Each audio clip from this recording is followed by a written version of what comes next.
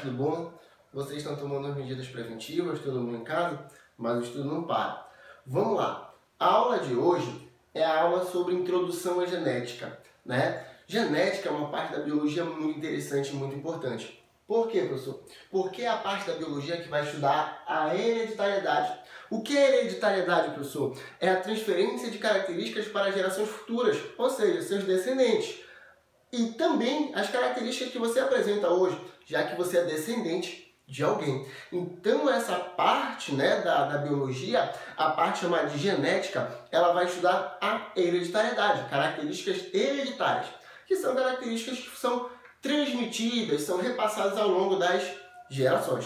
Professor, e quais são essas características que são transmitidas? Quais são essas características que são repassadas ao longo das gerações?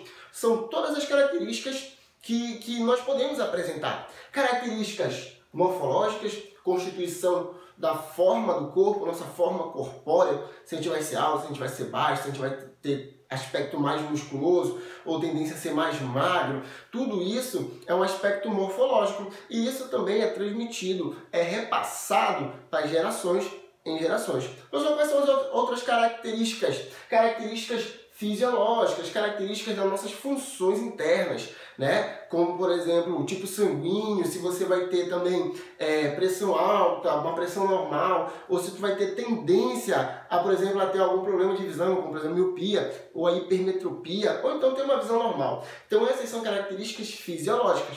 E temos também características comportamentais. Então, o nosso comportamento, como a gente age perante a sociedade, como a gente age no ambiente, né? Como a gente se expressa, se a gente tem um temperamento mais, digamos assim, extrovertido ou introvertido, essa questão temperamental também é genética, também é transmitida, também nós recebemos ao longo das gerações. Então, tudo que nós podemos apresentar, todas as nossas características, é nessa parte que a gente aprende, é nessa parte que a gente estuda, chamada de genética, que é a parte da biologia que vai estudar a hereditariedade. Hereditariedade é a transferência de características. Vamos lá. Característica morfológica, característica fisiológica, característica comportamental. Pegou? Vamos lá, então. Bem, a genética ela começou com a genética clássica, genética mendeliana, onde foi desenvolvida por Gregor Mendel, pai da genética,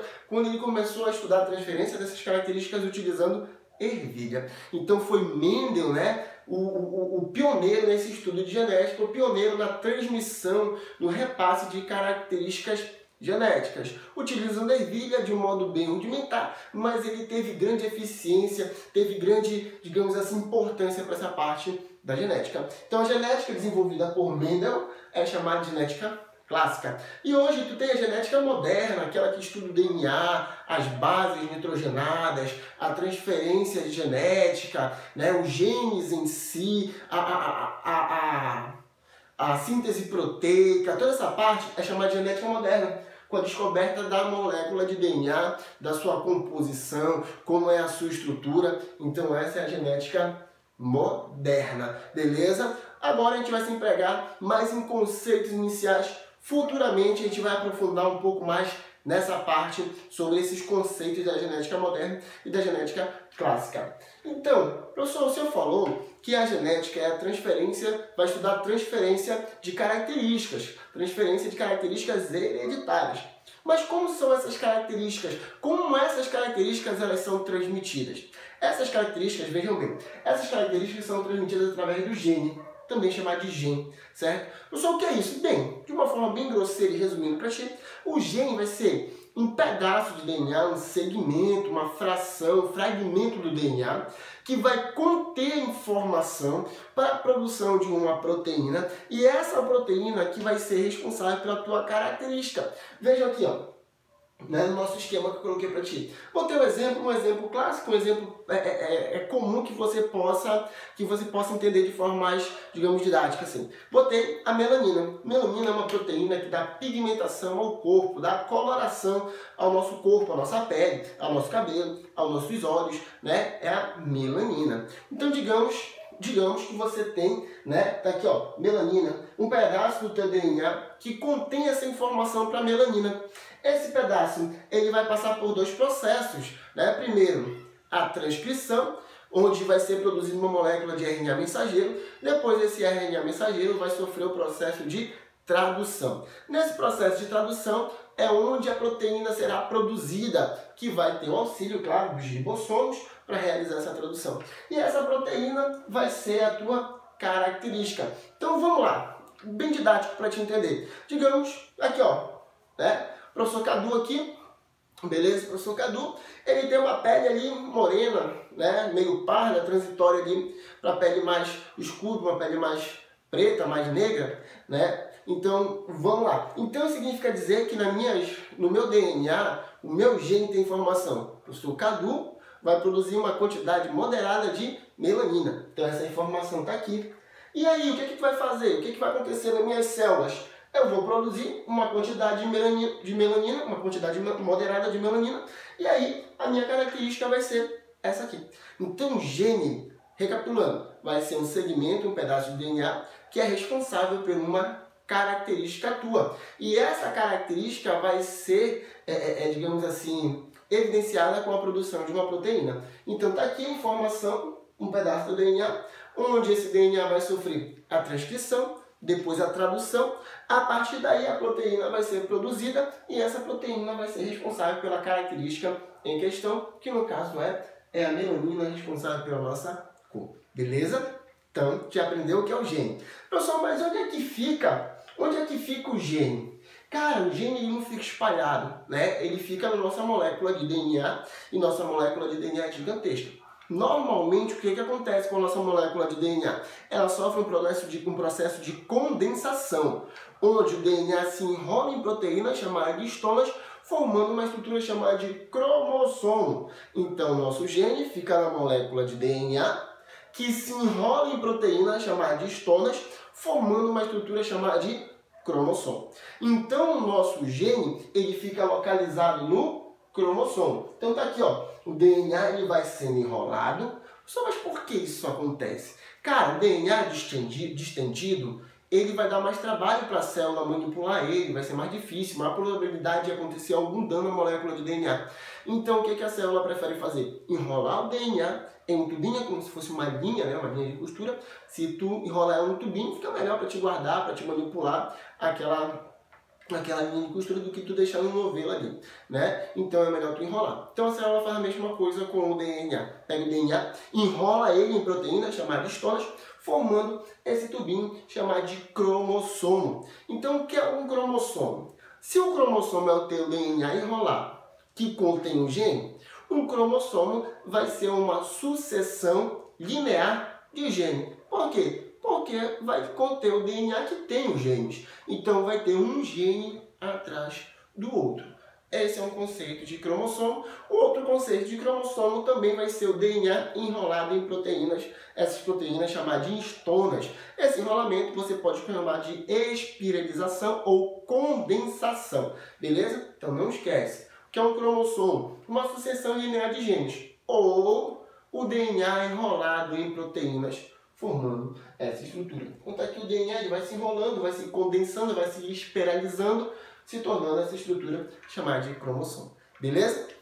Bem, o interessante é que esses cromossomos eles vão receber classificações. Tu tem várias classificações, só que tu tem duas classificações básicas que vai ser mais utilizadas, que serão mais utilizadas agora na nossa aula de genética. Beleza? Bem, o cariótipo humano é o seguinte: são todos os nossos cromossomos. É chamado de cariótipo. Então, toda vez que tu fala, o cariótipo humano, eu estou falando de todos os nossos cromossomos. E, por sinal, nossas células que apresentam todos os nossos cromossomos são chamadas de células diploides, né? Célula diploide é uma célula 2N. Só que quantos cromossomos nós temos? 46. E esses cromossomos, eles não ficam também espalhados de forma aleatória.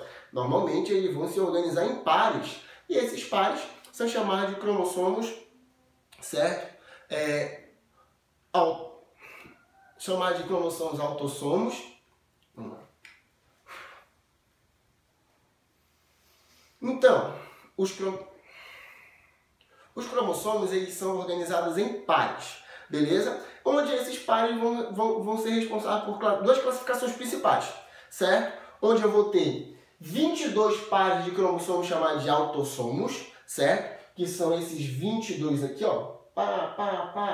Esses 22 pares que estão aqui, ó, no quadradinho verde, são chamados de cromossomos autossomos. O que significa? Que são iguais entre homens e mulheres. Como assim? Não tem diferença. Por exemplo, eu tenho o gene que vai determinar a cor do meu cabelo.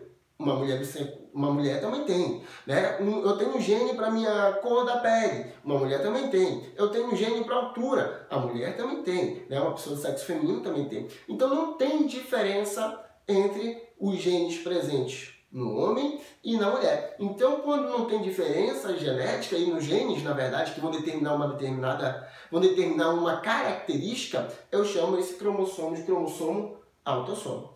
No entanto, tem um parzinho que é diferente, onde na mulher vai determinar uma série de características femininas, e no homem vai determinar uma série de características masculinas, beleza? Professor, quais são esses cromossomos? Um único par, chamado de cromossomo alossomos ou alossômico, também conhecido como cromossomo sexual, beleza? E qual é o par sexual? Na mulher é o X e o X, enquanto que no homem é o X e o Y. Então percebam que eles contêm genes diferentes que vão determinar características diferentes. Por exemplo, o meu cromossomo Y me determina características sexuais masculinas, né? Desenvolvimento de uma musculatura mais desenvolvida, engrosso da minha voz, formação dos meus testículos, desenvolvimento peniano. Então esse cromossomo Y é responsável pelos genes que vão determinar essas características. Enquanto que na mulher, os dois cromossomos X vão determinar as características sexuais femininas, desenvolvimento de glândulas mamárias, um corpo mais atraente para o seu parceiro reprodutivo, desenvolvimento de ovários, desenvolvimento da região genital feminina, entre outros.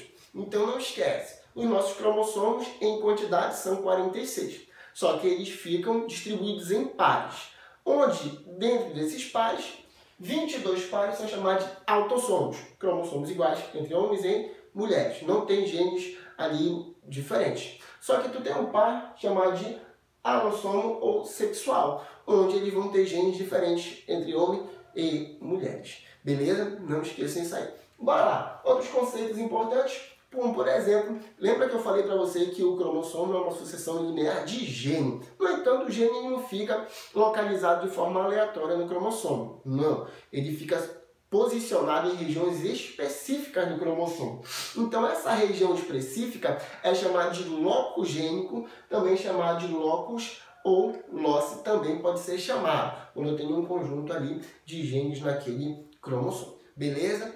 Tranquilo? Então, vamos lá. O que é o locus gênico? É um local que tem maior probabilidade de eu encontrar um determinado gene. Por exemplo, aqui é onde eu vou encontrar o gene da altura, aqui eu vou encontrar o gene da altura. Então, eles ficam numa mesma região, beleza? Aqui eu tenho a cor do corpo, né, a pigmentação do corpo, aqui também. Então, esse local onde eu encontro esses genes é chamado de locus gênico, ou locus. Beleza? Tranquilo? Bora lá! Outro conceito importante e muito cobrado em suas provas é o conceito de cromossomo homólogo, ou cromossomos homólogos. Pessoal, o que são cromossomos homólogos? São aqueles cromossomos formados logo após a fecundação, no encontro do óvulo com o espermatozoide. Lembra que no espermatozoide você recebe 23 cromossomos, no óvulo você recebe mais 23 cromossomos, formando um total de 46. E eu acabei de falar que esses cromossomos eles vão se organizar em pares, né? E esses pares eles são chamados de cromossomos homólogos. Professor, mas como é que o cromossomo ele sabe exatamente qual é o parzinho dele? Bem, por uma das classificações que ele recebe. Tu tem ali 4 classificações básicas: cromossomo metacêntrico, submetacêntrico, acrocêntrico e telocêntrico. Então, devido ao seu tamanho e sua morfologia, eles vão se organizando em pares. Além disso, os cromossomos homólogos eles vão carregar os genes para as mesmas características. Então, eles vão ter os genes para as mesmas características. Então, vamos lá. Cromossomo homólogo. ele tem que ter o mesmo tamanho, certo? E a mesma morfologia, e ele deve carregar os genes para as mesmas características. Eles são formados na fecundação, onde você recebe 23 do teu pai, 23 da tua mãe, e eles vão se organizando em parezinhos, igual a imagem anterior que eu mostrei para vocês. Beleza? Então tá aqui um par de cromossomo homólogo, o mesmo tamanho, a mesma morfologia, e eles carregam os genes para as mesmas características. Então, tamanho do pé, cor do cabelo, tipo sanguíneo, temperamento. Então, isso é um cromossomo homólogo. Beleza? Então, vamos lá. Continuando essa questão conceitual. Então, como eu havia falado para vocês, o cromossomo homólogo é formado na fecundação do espermatozoide com óvulo. Aqui eu representei uma célula haploide com 4 cromossomos.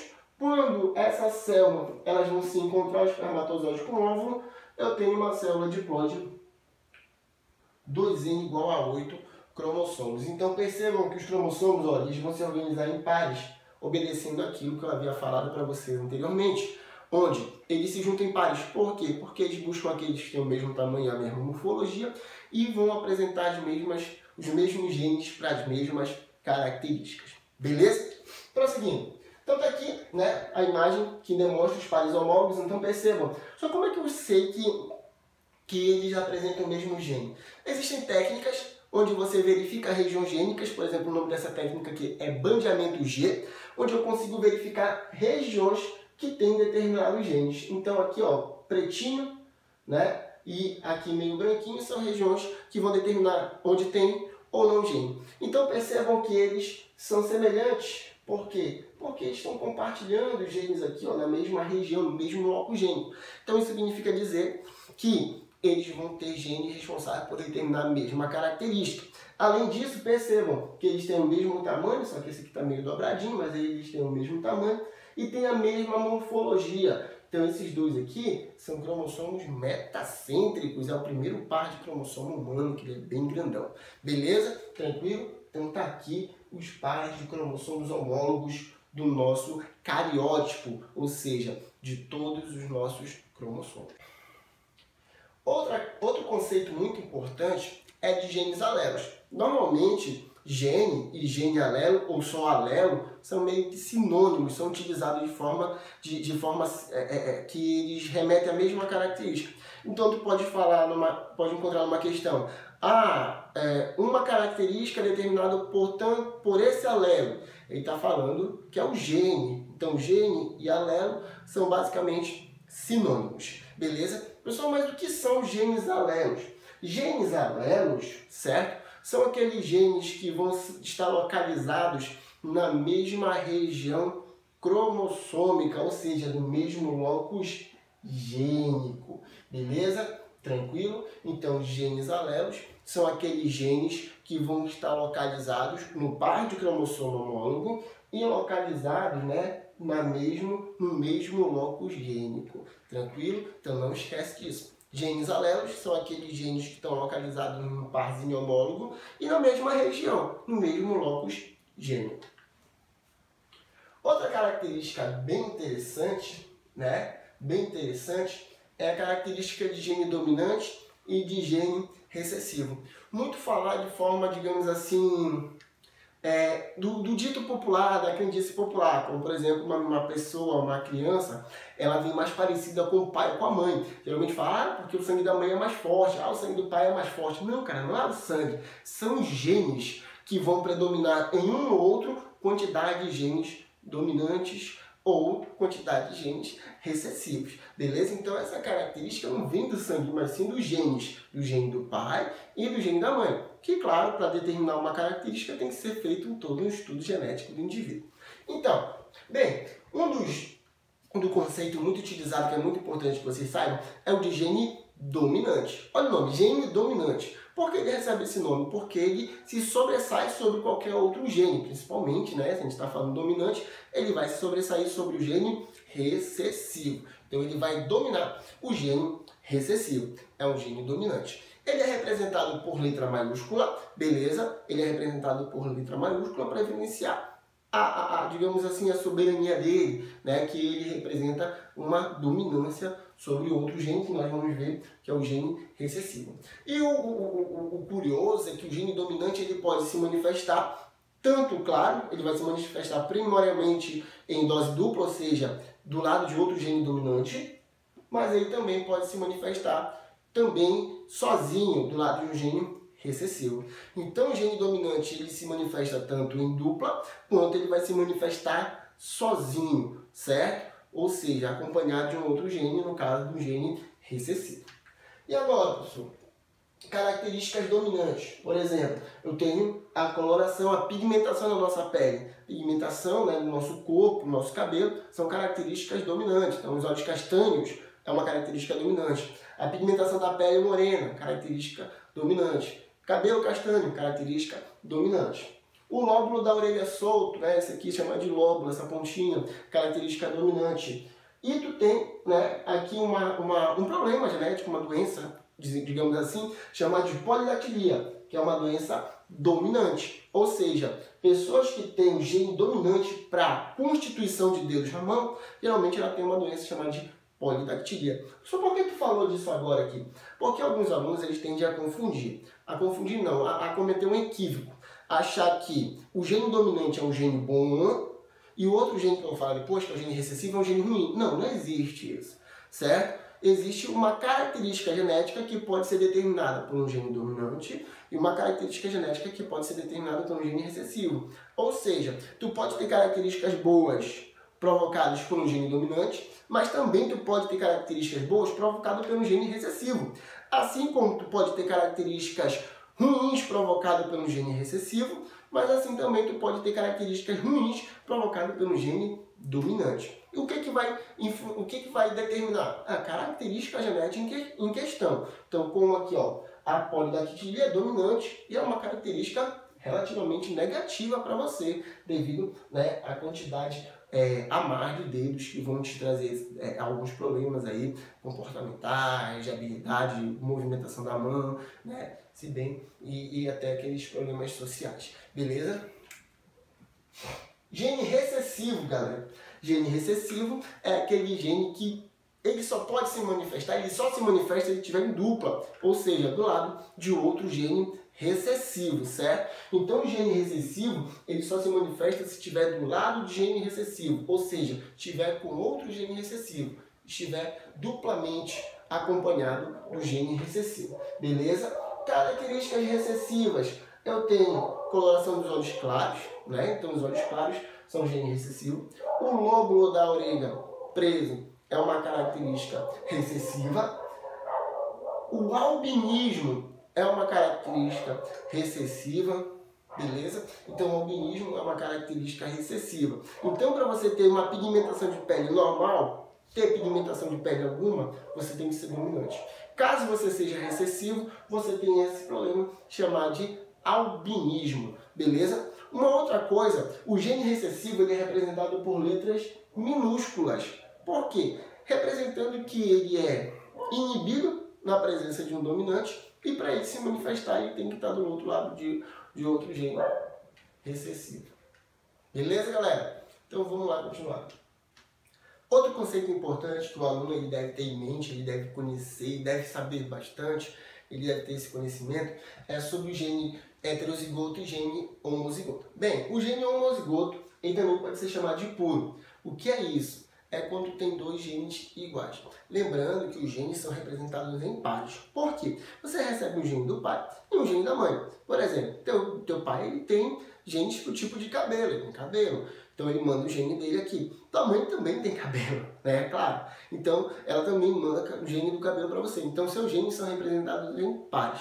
Então quando tu ganha um gene, por exemplo, dominante do teu pai e um gene dominante da tua mãe, tu recebeu genes iguais. Então você é homozigoto. Ou tu pode também receber um gene recessivo do teu pai e um gene recessivo da tua mãe. Eles também são iguais. Gene recessivo. Também são chamados de homozigoto. Aí, se for dominante, o gene é homozigoto dominante. Se for recessivo, o gene é homozigoto recessivo. Outro tipo de gene é o tipo heterozigoto, que também pode ser chamado de híbrido. Por que ele pode ser chamado de híbrido? Porque ele é uma mistura, certo? Ele apresenta um gene dominante, uma característica do gene dominante, e aqui o gene recessivo também. Mas lembrando que o gene dominante ele vai dominar sobre o recessivo. Tranquilo? Como é que isso acontece? Quando teu pai te manda o gene dominante e a tua mãe te manda o recessivo. Ou a tua mãe te manda o gene dominante e teu pai te manda um gene recessivo.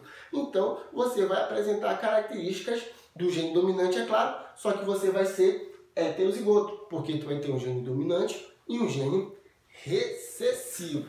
Beleza? Então, vamos lá. Então, aqui é um quadro esquemático só para te ver algumas características que apresentam características determinadas para o gene dominante e umas determinadas para o gene recessivo. Por exemplo, aqui, dominante, essa parte de cima. O rosto meio ovalado, é um gene dominante que determina, né? O furinho aqui no queixo, tem pessoas que não têm. Então, quem não tem é dominante. Pessoas que têm aquele cabelo, né, que vem até aqui no meio da testa, chamado de bico de viúva, é dominante também. Então, tem pessoas que têm, então são dominantes. Enquanto que quem não tem o bico de viúva é recessivo. Quem tem furinho no queixo é recessivo. Quem tem o rosto quadrado também é recessivo. Outra característica, que é apenas uma curiosidade para vocês, é a capacidade de dobrar a língua, de enrolar a língua. Então isso não é algo que a gente aprende, é algo que a gente já nasce ou não fazendo. Por quê? Porque ela é hereditária, ela é genética. Então quem consegue dobrar a língua é dominante, quem não consegue é recessivo. Ou seja, isso tu não aprende, certo? Você nasce fazendo ou não tem jeito. Beleza? Então, finalizando, né? Dois conceitos para a gente finalizar. Conceito de genótipo. O que é o genótipo? É o patrimônio genético do indivíduo. São todos os genes que você carrega. Todos os genes que vai formar você como pessoa, como indivíduo. Por exemplo, aqui o professor Cadu, né? Ele tem um cabelo aqui preto, meio ondulado, meio liso, tem 1,70 m de altura, ele tem a pele morena. Então, quem determinou, eu vim com essas características, né? Quem determina essas minhas características é o meu genótipo. É o meu patrimônio genético, são todos os meus genes, tudo que vai formar eu como indivíduo, certo? Então, genótipo é o patrimônio genético do indivíduo, todos os genes que são responsáveis por formar um organismo vivo com suas características. Outro conceito importante e interessante é o conceito de fenótipo. Fenótipo. O que é o fenótipo? São as características observáveis, aquilo que eu consigo ver de um indivíduo. Mas quem determina o fenótipo é o genótipo. Então, meu gene determina que eu tenho a pele morena. Mas quando eu estou vendo aqui minha pele morena, eu não estou vendo o gene na minha pele aqui. Não estou vendo um pedaço de DNA aqui, não. Estou vendo já uma característica que está sendo manifestada. Então, quando eu vejo a característica sendo manifestada, quando eu estou vendo uma característica observável, eu estou vendo o fenótipo, beleza? Então, o fenótipo são características observáveis, aquilo que eu já consigo ver, que é a manifestação do genótipo. E essas características observáveis podem ser características morfológicas, características fisiológicas e características comportamentais. Só que o curioso é que o fenótipo ele pode sofrer uma influência do meio ambiente. Por exemplo, a minha mesma cor da pele aqui, né? Eu sou moreno agora, mas de repente, chegar o verão, eu vou passar um mês na praia, né? Vou lá fazer meu veraneio, passar um mês na praia. O que vai acontecer com a minha pele? Claro que ela vai escurecer, vai aumentar o nível de pigmentação de melanina e minha pele vai escurecer. E o meu fenótipo ele vai sofrer alteração, ele vai mudar. Beleza? Então, se ele muda com a constituição ambiental, eu posso dizer que o fenótipo vai ser o meu genótipo, que determina a minha cor de pele morena. No entanto, o ambiente vai alterar. Então, o fenótipo vai ser o genótipo mais o ambiente. Tanto é que é um exemplo clássico, né, que foi feito com gêmeos. Um pegou um par de gêmeos idênticos, né, univitelínicos. Um ficou numa região mais desértica, uma região mais de sol mais acentuado, e o outro foi mandado para uma região de sol menos intenso, tipo para o Alasca, digamos assim, né? E passaram lá um ano. Depois, quando reuniram os dois, o que eles apresentavam visivelmente? Características diferentes. Um ficou com a pele mais escura, o outro ficou com a pele mais clarinha, mais fininha, mais delgada. Beleza? Isso por quê? Porque o fenótipo ele sofre a influência do ambiente. Mas depois, colocado no mesmo ambiente, o que vai acontecer com esses indivíduos? depois eles vão se restabelecendo as suas características naturais, porque o genótipo ele não altera. O fenótipo, sim, ele pode sofrer alteração. Aqui esse exemplinho é o que eu acabei de falar. Pegaram esse coelhinho chamado de Himalaia. Então o que acontece? Esse coelho, quando chega na época mais fria, as pontas das orelhas dele e da perninha dele escurecem. Porque devido à ação da neve, do frio, então acaba escurecendo. Então o que fizeram com ele? Botaram uma bolsinha de gelo na coxinha dele, né, deixaram por um tempo, né, e depois verificou que esse pelo estava pretinho, né, tipo simulando a ação da neve neste coelho, evidenciando que o fenótipo ele sofre alteração com o ambiente. Para finalizar, galera, um conceito até curioso para vocês chamar de fenocópia. O que é fenocópia? É aquilo que não é hereditário, você não recebe através do gene do seu pai e da sua mãe. Não, você copia outra característica de uma outra pessoa. Você faz isso quando você usa uma lente de contato, você faz isso quando você descolore o cabelo, você faz isso quando você faz uma plástica, certo? Em alguma região do teu corpo, porque tu está copiando as características de um outro ser vivo, de uma outra pessoa. Então, fenocópia é toda vez que tu copia características de um outro ser vivo. Bem, galera, então esses foram os conceitos iniciais, espero ter ajudado, espero ter contribuído. Então continue assistindo nossas aulas, continue com o seu foco, não esqueça, vestibular é uma guerra, tá aí. Então espero ter ajudado, até a próxima aula. Valeu, galera!